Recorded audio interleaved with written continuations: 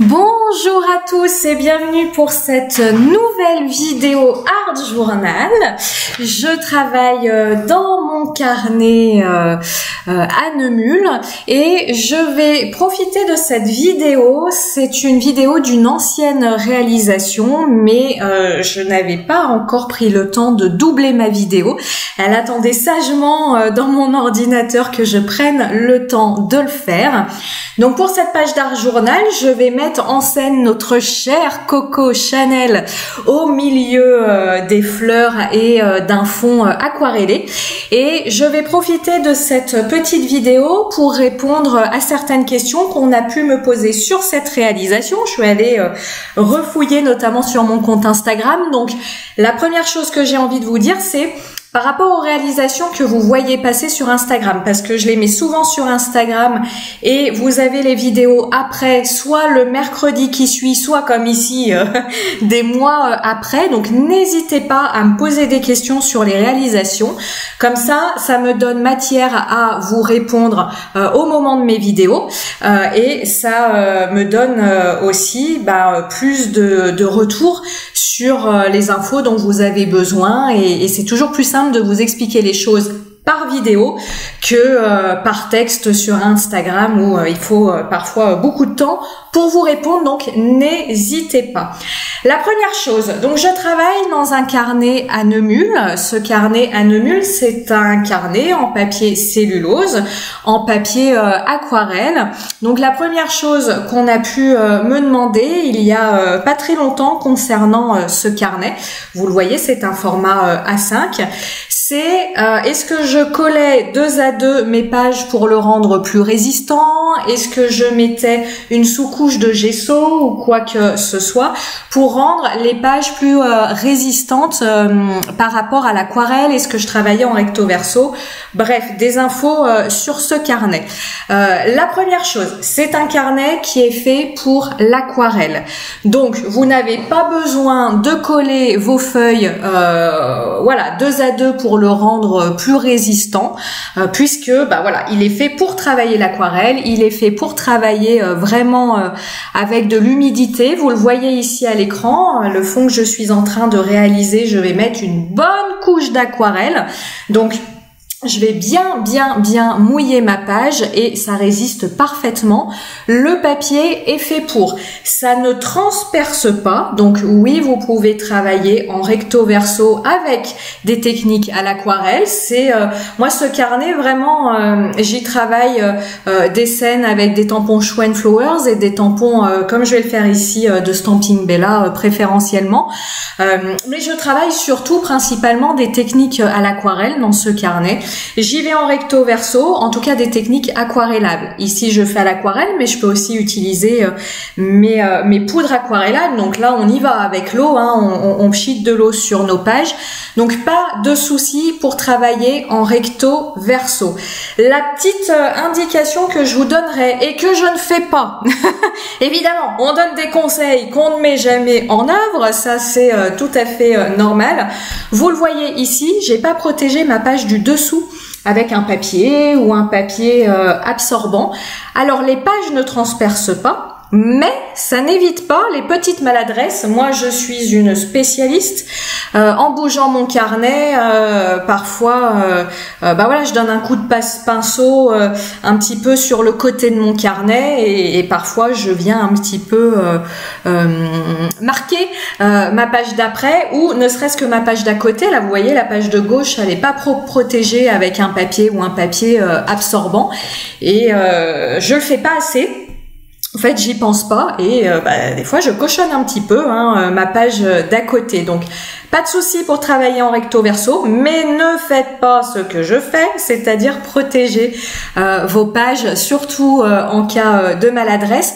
Et puis la seconde chose, ce carnet, c'est un carnet très classique qui est relié et il n'est pas rare. Par contre, parfois j'ai des élans d'eau dans ce carnet et parfois j'ai de l'eau qui va au niveau de la reliure du carnet et ça m'est arrivé que le fil de coton, je pense que c'est du coton qui relie les pages entre elles, se teinte et que la reliure se teinte du fait d'avoir eu un amas d'eau d'aquarelle ou de poudre aquarellable dans la reliure et de ne pas l'avoir séchée, enlevée de suite. Donc si vous avez de l'eau évidemment colorée qui coule au niveau de votre reliure, ça n'est pas un souci. Par contre, l'excédent, enlevez-le bien tout de suite parce que là, il peut un peu, finalement, par les trous des reliures, avoir des fuites d'une feuille sur l'autre et voilà, c'est pas forcément voulu quand vous ouvrez la page d'après et que vous avez une belle ligne verte alors que vous vouliez faire du jaune. Voilà, c'est des petits détails, mais c'est à savoir et je vous en fais part parce que des fois c'est des petits détails qui ont pu m'agacer, où j'ai pu m'énerver à me dire mais enfin ça ne coûte absolument rien de protéger ta feuille ou d'enlever l'excédent d'eau quand il est là, et je le fais pas par fainéantise et puis parce que j'en vois pas l'intérêt à ce moment-là. Donc si ça peut, ce que je vous dis là, vous éviter quelques petites gaffes, j'en suis ravie. Dans ce carnet là, je suis venue tamponner à même le carnet avec mes tampons. Donc ce sont des tampons fleurs de chez Holland Create. Au niveau du tamponnage, j'utilise la Versafine claire couleur nocturne, hein, donc c'est une couleur noire. Vous le voyez, la Versafine, elle est complètement waterproof, donc on peut utiliser l'aquarelle ou toute technique aquarellable, crayon de couleur aquarellable, colorisation ou poudre magical, ce que vous voulez avec cette encre. Le papier de ce carnet est légèrement granuleux, c'est un papier, on va dire, à grain fin, mais vraiment à grain fin quand même léger. Donc le tamponnage ne pose pas tellement de soucis sur la page de droite, puisque la page de droite, eh bien, il n'y a pas d'autre réalisation derrière. Par contre, je ne fais jamais, en fait, pour une question pratique, hein, je ne fais jamais directement de tamponnage, sauf pour marquer l'emplacement d'un tampon, mais je ne fais jamais directement de tamponnage sur ma page de gauche, puisqu'il faut bien imaginer que ma page de gauche, en dessous, vous avez toutes mes anciennes réalisations. Ça ne se voit pas ici à l'écran, mais maintenant, il est très très épais ce carnet, j'arrive à la fin.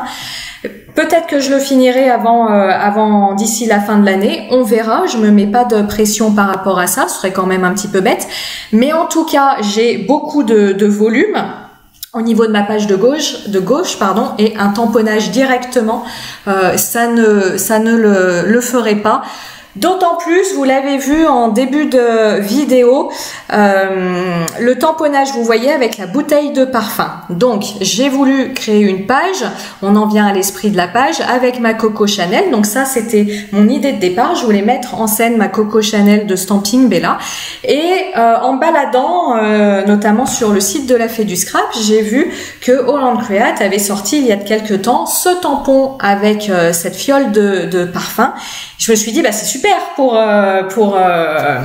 voilà, mettre en scène Coco Chanel, une fiole de parfum, c'est tout ce qu'il faut. Et puis comme Chanel est, quand on s'y intéresse un petit peu, est connu pour avoir, on dit, des notes florales, notamment pour son grand parfum, le numéro 5. Bref, on est sur des choses qui ont vraiment des odeurs florales, et c'est pour ça que j'ai utilisé d'autres tampons fleurs. Vous l'avez vu en début de vidéo, j'ai eu beaucoup de mal à tamponner de façon nette le tampon parfum, tout simplement parce qu'on commence à être sur un tampon qui est déjà d'une belle dimension, et c'est pas toujours facile d'amener une pression suffisante sur l'ensemble de son tampon sans le faire bouger et avoir des contours qui bavent ou des contours flous. Mais malgré tout, j'ai persévéré parce que je me voyais pas détourer un tel tampon. Voilà, c'est au-dessus de mes forces. Un tampon avec autant de détails, je n'y arrive pas. Que je vous donne quelques références. Pour la colorisation du fond de page, j'ai utilisé des aquarelles, les couleurs VF.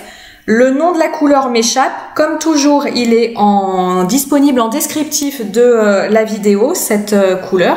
Et puis pour la colorisation de mes petites fleurs, j'ai utilisé des aquarelles artisanales de Atelier Couleur grenadine. Pour choisir ma couleur de fond, la couleur que vous avez vue un petit peu bleu, gris, à paillettes, j'ai pris cette couleur parce que c'est une couleur, comment on va dire, très basique dans le sens, elle s'accorde avec tout. Par contre, pour mes couleurs de fleurs, je suis venue m'inspirer du combo couleur de Coco Chanel, et si vous regardez bien, en tout cas vous verrez à la fin, quand la page sera terminée, le combo que je suis en train d'utiliser pour colorier ses cheveux, c'est notamment, on se rapproche de la couleur des fleurs que j'ai utilisée pour coloriser les fleurs de mon fond. Je vous le dis souvent, j'essaye le plus possible de rester dans un combo couleur restreint pour pas avoir plein de couleurs qui partent dans tous les sens, tout simplement parce que j'essaye, j'y travaille, mais les réalisations avec beaucoup de couleurs, j'y arrive pas vraiment, je me perds. Donc je reste toujours dans un combo couleur restreint. Je pense que ça va rester comme ça, que c'est finalement ma façon de faire, ma petite patte comme on dit. Donc je vous explique un petit peu pour choisir la colorisation de mes couleurs. Comme je vous dis, je suis partie du packaging, de la couleur du packaging parce que je voulais vraiment refaire une Coco Chanel comme Stampin' Bella l'avait colorisée sur son modèle. Je trouvais les couleurs vraiment super sympas. Donc j'ai repris les mêmes couleurs pour être dans quelque chose d'assorti. Ma Coco Chanel, une fois n'est pas coutume, je la colorise au Polychromos de Faber-Castell. Pourquoi avoir choisi les crayons Polychromos? Eh bien là, on est exactement dans les mêmes raisons que je vous citais précédemment, c'est-à-dire que j'aime énormément le combo couleur qui nous est proposé par le packaging. Donc je suis allée fouiller mon grand classeur nuancier avec tous les nuanciers que j'ai fait de toutes mes gammes de crayons de couleur, et je suis tout simplement allée voir au niveau de mes crayons de couleur, quel crayon de couleur se rapprochait le plus des couleurs proposées par la marque, et ce sont les Polychromos qui s'en rapprochaient le plus. Donc, alors là, ça va vraiment être une remarque, comment dire, pourquoi avoir plein de gammes de crayons de couleur? Comme je vous l'ai toujours dit, moi j'assume, je collectionne, mais un argument qui nourrit ma collectionnite aiguë de crayons de couleur et autres couleurs diverses et variées, c'est que notamment les couleurs de son petit fichu sur la tête et de son sac à main, on ne les retrouve pas, en tout cas pas exactement les mêmes dans les autres gammes de crayons de couleur. Alors des fois on rigole avec certains à se dire on n'en a jamais assez, il n'y a jamais la bonne couleur, mais en même temps quelque part c'est vrai. Alors c'est sûr que l'argument que je vous donne il alimente complètement comme je vous dis ma collectionnite aiguë de crayons de couleur, mais dans le choix ici des Polychromos, faut pas chercher une autre explication, c'est parce que je voulais ces combos couleurs là précisément et je les avais pas dans d'autres gammes de couleurs. Les Polychromos, ce sont des crayons haut de gamme, ce sont des crayons de couleur à l'huile. Le point positif des crayons de couleur à l'huile, c'est qu'ils ont une mine très résistante, ils ne cassent pas, ils ne s'usent pas vite, contrairement aux crayons de couleur à la cire. Ils ne font pas de dépôt sur votre papier lorsque vous colorisez avec, parce que vous observerez avec des crayons de couleur à la cire comme les Luminance, les Prismacolor, on a des dépôts qui se font sur notre feuille. C'est le fait de la cire, ça, donc c'est normal. Donc ça, c'est le gros avantage de ces crayons là. Alors je vais pas mettre le désavantage parce que par rapport à ce que je vais vous dire, certains seront pas d'accord, et ça dépend un petit peu de nos habitudes de colorisation, mais avec des crayons de couleur à l'huile, les dégradés, les fondus de couleur se font moins facilement qu'avec les crayons de couleur à la cire. Après là, les Polychromos, on est sur du haut de gamme, donc ça se fait très très bien malgré tout, par rapport à ce que je vous dis. Mais si vous avez les Polychromos et que vous tentez, si vous ne connaissez pas des crayons de couleur à la cire, vous verrez, le crayon de couleur à la cire, ça se fait tout seul. Pardon, les couleurs se mélangent toutes seules et les dégradés se font plus facilement. Par contre, avec des crayons de couleur à l'huile comme ici, comme je vous le dis, la mine, comme elle est très résistante, qu'on peut la tailler de façon très pointue, on peut réaliser de très jolies colorisations avec la technique du hachurage. Je vous avais déjà fait des vidéos là-dessus, puis j'aurai l'occasion d'en faire d'autres. Mais la technique du hachurage, par exemple, la technique qu'on va utiliser pour coloriser de l'herbe, faire donner l'illusion de brin d'herbe, ça va être par exemple la technique qu'on peut utiliser pour coloriser des cheveux et pareil, donner l'illusion de mèches de cheveux. La technique du hachurage sera plus simple à réaliser avec des crayons de couleur à l'huile qu'avec des crayons de couleur à la cire. Vous le voyez à l'écran et là pour le pantalon on le voit très très bien. Avec des crayons de couleur à l'huile, je ne vais pas travailler avec la technique du couche sur couche. Pourquoi? Parce que ils vont avoir des difficultés, comme je vous le disais, à se mélanger entre eux, à nous permettre d'obtenir facilement de belles transitions entre nos différentes teintes de gris, par exemple ici pour le pantalon. Donc comment je vais travailler? Je vais déjà délimiter mes zones d'ombre. Donc je travaille ici avec mon crayon gris, voire peut-être noir, mais je pense que c'est gris. Mon crayon gris le plus foncé, et avec ce crayon gris le plus foncé, je viens délimiter mon ombrage et réaliser un dégradé avec ce crayon. Ensuite, je passe au gris un peu plus clair et je fais exactement la même chose. Je viens légèrement recouvrir mon gris le plus foncé. Et puis, je viens réaliser un dégradé. Avec le gris un peu plus clair, je refais la même chose, c'est-à-dire que je viens un petit peu mordre sur le gris précédent et puis je réalise un dégradé, etc., etc., jusqu'au crayon le plus clair. Si vous vous souvenez, si vous avez vu d'autres vidéos avec des crayons à la cire, je m'y prends autrement, c'est-à-dire que je mets ma couche la plus claire partout, ma couleur intermédiaire là où je veux commencer à dessiner mon ombre, ma couleur la plus foncée là où je veux que mon ombre soit, et ensuite je fais des allers-retours entre chacun de mes crayons pour obtenir mon dégradé. Et le fait que les crayons à la cire soient justement faits à la cire permet ce travail en couche sur couche que permet, je ne vais pas dire pas, mais beaucoup moins facilement les crayons de couleur à l'huile. Je viens retravailler mon fond, je viens retravailler mes fleurs avec mes crayons de couleur polychromos. Alors là, autre question que l'on m'avait posée. Parenthèse, cette partie-là, en tout cas sur la page de gauche, pour aller avec ma page de Coco Chanel, si vous vous en souvenez, j'avais tamponné une grande fleur de chez Holland Create que j'ai colorisée de la même façon que je colorise ici mes fleurs que vous avez à l'écran, mais je vous ai fait la vidéo en temps réel et commenté en temps réel en même temps que je faisais pour vous décrire les mouvements que je fais et pourquoi je m'y prends de cette façon. Ici, j'ai voulu reprendre mes fleurs avec mes polychromos tout simplement parce que je voulais donner, vous voyez ici on le voit bien, beaucoup plus de relief à mes fleurs qu'elles n'en avaient en utilisant simplement de l'aquarelle. Pourquoi j'ai utilisé cette technique-là? Tout simplement parce que ces fleurs ont tellement de détails qu'aller réaliser des dégradés à l'aquarelle, sur des fleurs qui ont autant de pétales et autant de détails, je vais pas dire que c'est mission impossible, mais en tout cas, ça m'aurait occupé des plombes. Donc, c'est quelque chose en colorisation qu'on peut faire très facilement, c'est-à-dire on sous-couche avec une couche d'aquarelle et puis on vient réaliser un dégradé par-dessus et puis finalement cette sous-couche, on va la garder au niveau des zones les plus claires de notre fleur ici ou de n'importe quel motif autre. J'utilise les polychromos, vous auriez pu utiliser n'importe quel autre crayon de couleur.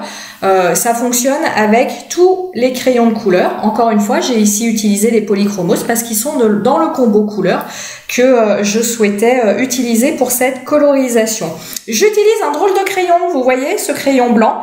C'est un blender, c'est un crayon à la cire de Caran-d'Ache. Pareil, vous avez les références en descriptif de la vidéo. Et ce crayon à la cire me permet d'apporter de la cire à ma colorisation, à mon crayon, à mes couches de crayon de couleur et me permet d'atténuer les démarcations entre les changements de crayon de couleur que j'effectue pour réaliser mon dégradé. Ici, on a des toutes petites zones à coloriser.